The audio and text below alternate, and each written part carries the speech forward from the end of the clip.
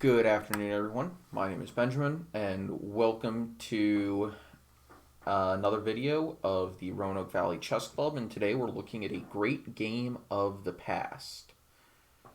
And that game is the game between Emmanuel Lasker as white and William Napier as black from Cambridge Springs in 1904. Now, this was, of course, the famous Cambridge Springs tournament where the Cambridge Springs opening was invented. And, well, let's see how this game went. Oops. Sorry about that. E4. C5. And actually, the Sicilian was extremely rare back then. And nobody really knew any real... There was no real theory at the time, so, you got some interesting games and some interesting lines.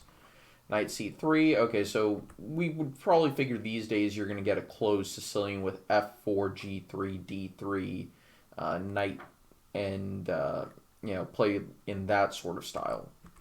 But knight f3 came first, and after g6, we've got d4, and we effectively transpose into an accelerated dragon. So a lot of my viewers would know I play bishop e3 here, and after knight f6, I'd play h4. Except I like to get to this position in a slightly different, into that position in a slightly different way. But credit where it's due. This is actually not quite a topical line in the Sicilian these days, but it's certainly a position that I think everybody is going to be familiar with.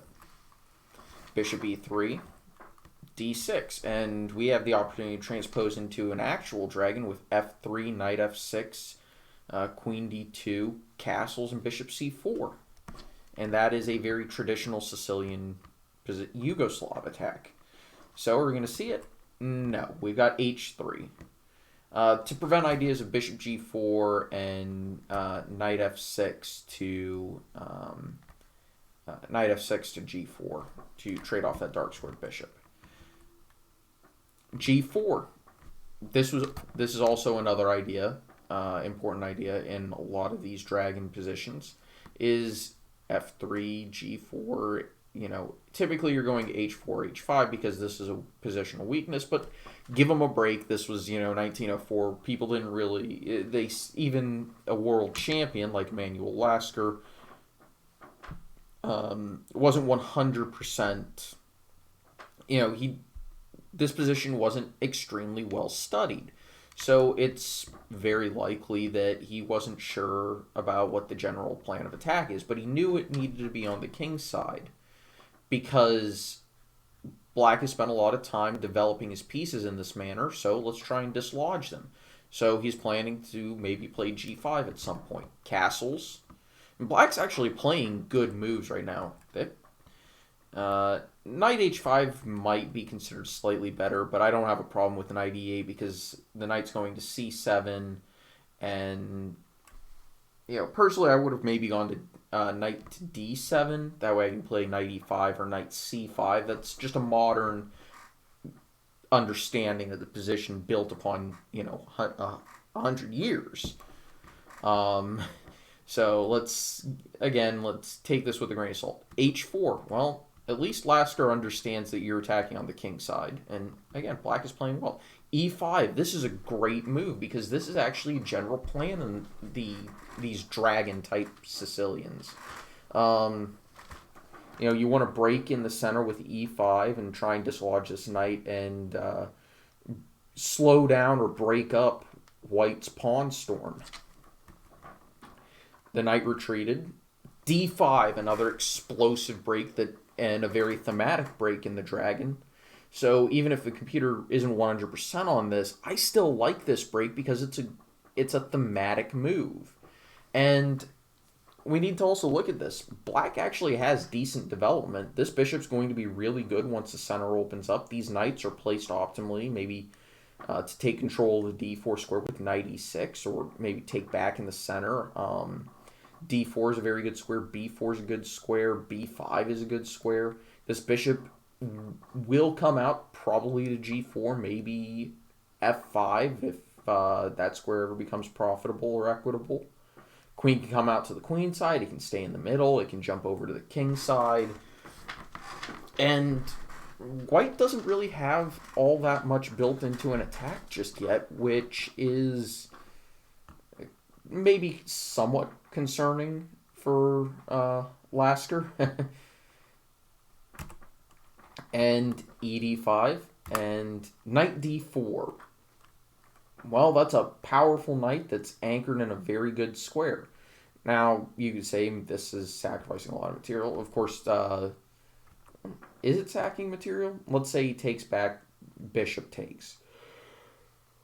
Well, all we've accomplished there is giving white a bunch of space, which I'm not entirely positive you want to do. But on the other hand, white loses a lot of his development, and his king is still in the center, and it's going to take him a few moves to castle. And rook e8 would be a tough move to meet, especially with bishop f5 or bishop g4 coming in to really hammer it down, and then maybe even a knight d5.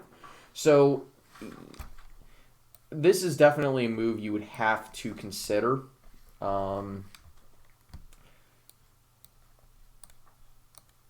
And I would assume bishop blocks, and then we're playing bishop g4, and we can already tell this is going to be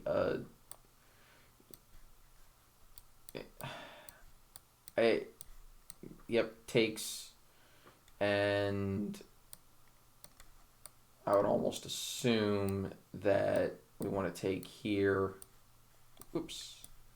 take here, knight takes back, and then we're taking here, and black isn't really under threat of anything significant. I would probably play, well, I would not want to play, well, maybe I would. That's the thing, I just don't know. Maybe queen d, yeah, well, that is a check, so you can't castle now, so c4 probably. You know, I'm just trying to think, and I really shouldn't be clicking pieces when I think. But white has some stuff, and you know, the game would continue on, but we wouldn't get the fun that we actually had in game. I do have some variations that are put in. Napier, however, played knight to d5, which is, it's probably a mistake, but it's hard to actually prove it over the board. Lasker chose knight f5, which is a good way to meet it. But Lasker does have to be careful. His king is in the center. Knight c3, takes, and normally you wouldn't want to trade queens and continue an attack, but it actually works out here. Knight there, king there, h5, break it open. Rook e8, good move. And then Lasker actually should have played f5 in this position. And after this line, which I checked with the computer, the game continues on, but white is probably the one who will have the better of this at the end of the day. Two bishops versus a bishop and a knight. Yes, he is down a pawn, but his king is actually finally somewhat safe, and black's king is starting to look a little shaky. So that had to have been considered. Instead, he played bishop to c5, and Napier probably should have played e takes f4 in this position rather than what he did. And after this line with the computer that I had some help finding with the computer, the position is relatively equal. Black may have a slight edge or be slightly behind it. but it's unclear who, if anyone, is better. Both sides have passed pawns. White is up a pawn, and uh, White actually has a piece that is currently hanging, and I believe, yeah. So he would probably play something like maybe bishop b5 seems reasonable to me. I like bishop c5. And oh yeah, you don't want to play that. Yeah, we would probably want to take that off and get two bishops versus two bishops. And start trying to figure out if there's a good plan. Whoops, I didn't want to play that. Yeah, maybe we want to do that. All right. But that is just one possibility of how things could have gone had Napier played e takes f4. Instead, he played gh5, bishop c4. Apparently, this move is not very good, and this is actually a blunder by the world champion, Emmanuel Lasker, who... what did he play in the actual game? Yeah, I don't think I would have played what he played, even though it is a move that you want to consider.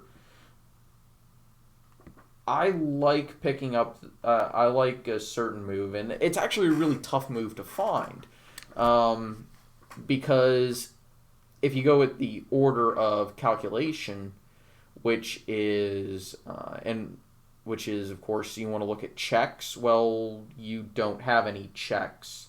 So the next move is you want to look at captures, and you have rook takes knight is not very good. Pawn takes pawn. Well, that was what was played in the game, so we'll see what happens there.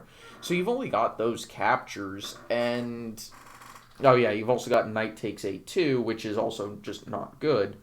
So if you think that e takes f4 is not good, well, what move is there to make? You could develop, but White has two loose pieces, and actually White has a lot of pressure on his position because his king is still in the center, and he's got a lot of material in some not good places.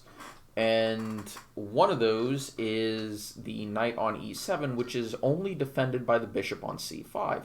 So we want to remove that defender. Well, you want to put the knight in the center, not on a4, because it's the only piece that can actually hit that b6, that bishop, and while also centralizing and putting it on a square where it can affect things on the king side or the queen side.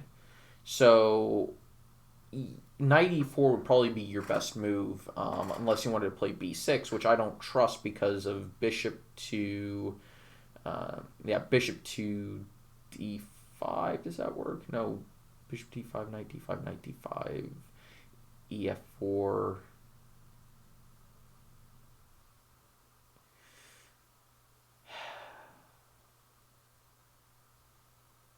Knight probably drops closer to the king, and I'm struggling to find any play.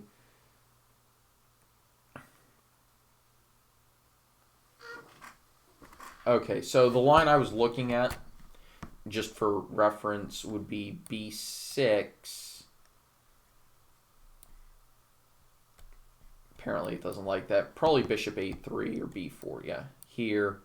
And then the knight is in a difficult way, and it's going to be hard to prove that you have anything. Yeah, I was thinking bishop here to try and make the game complicated, but then takes,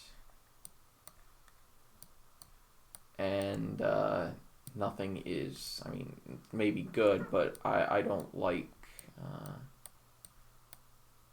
yeah, I don't like black here. I don't.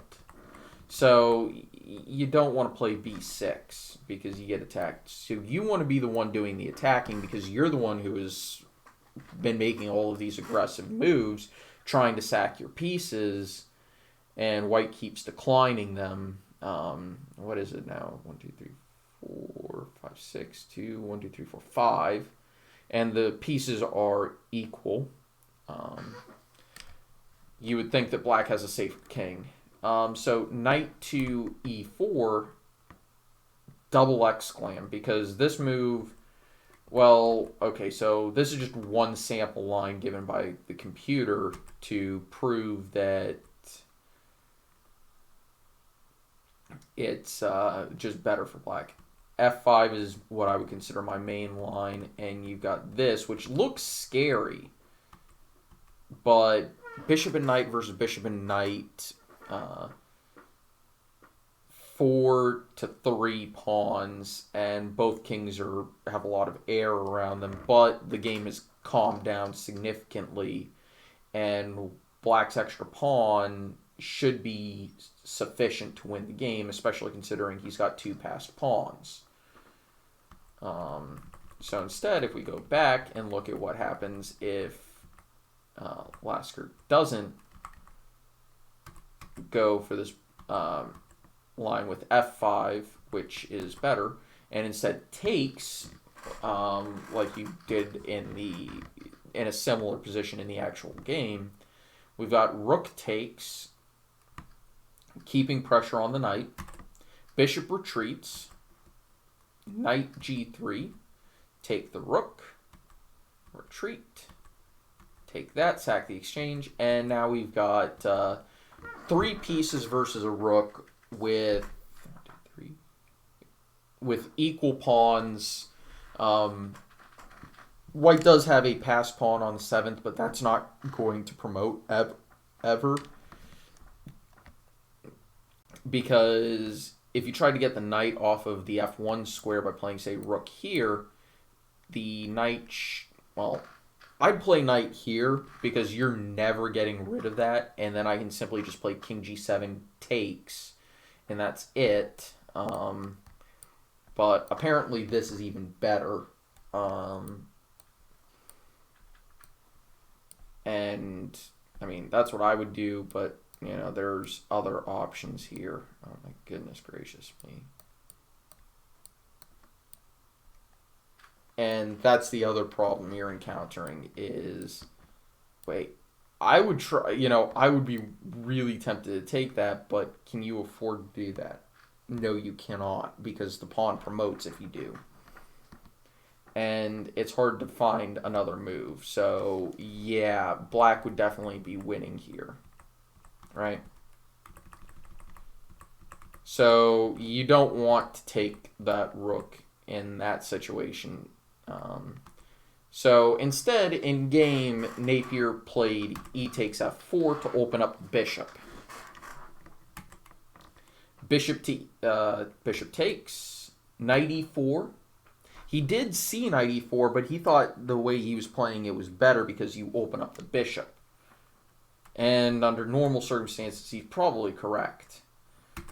And after check, bishop there.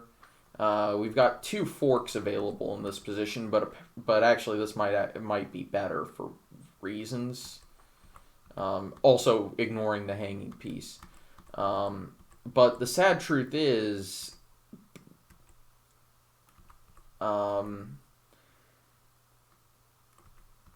even though material is now equal, actually black has an extra pawn. White doesn't really have a very safe king, and Napier was afraid he was going to lose that pawn, but he probably should have been willing to give it back, and maybe played something like knight g7, maybe. But then again, he's also got some pressure on the 7th rank, so that could also be another reason why he was concerned.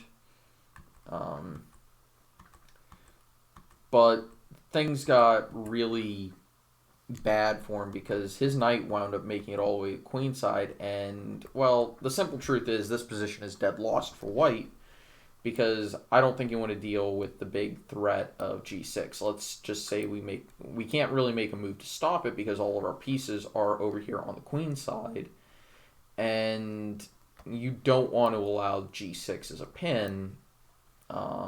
The only move and you can't move your king. The only move to even be remotely suggested there, and g6 hits the board anyway, and, well, you're just getting checkmated, I'm pretty sure. If you give check, well, the king drops to here, and you still have the problem that you're going to have to do this, and your position is bust.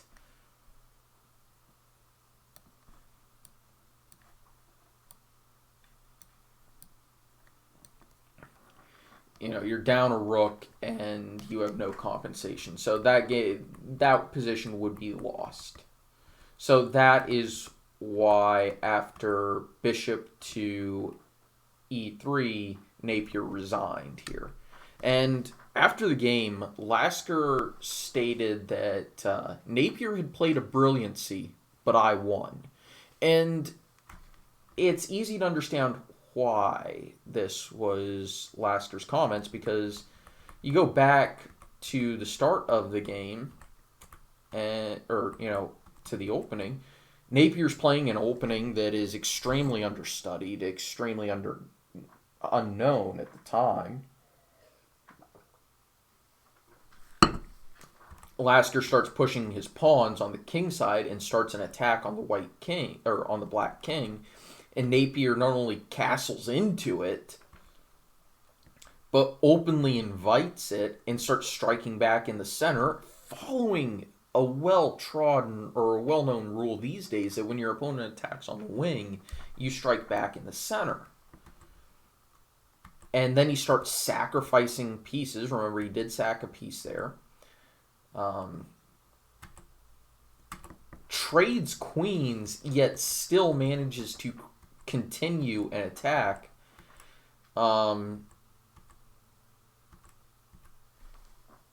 Lasker, of course, gave back the piece, and yet he's still suffering, and having to make sure that he's not in a dead loss position.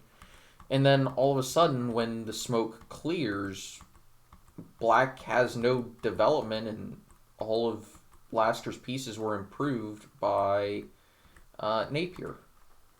By Napier's attack, which isn't normal to happen, because the rook got moved to an open file, and had Napier played the correct knight e4 instead of what he did and taking the pawn, well, we would have been talking about a much different game, where maybe it ends in a draw because Lasker was that good. Maybe Napier actually pulls off the upset. It's very possible.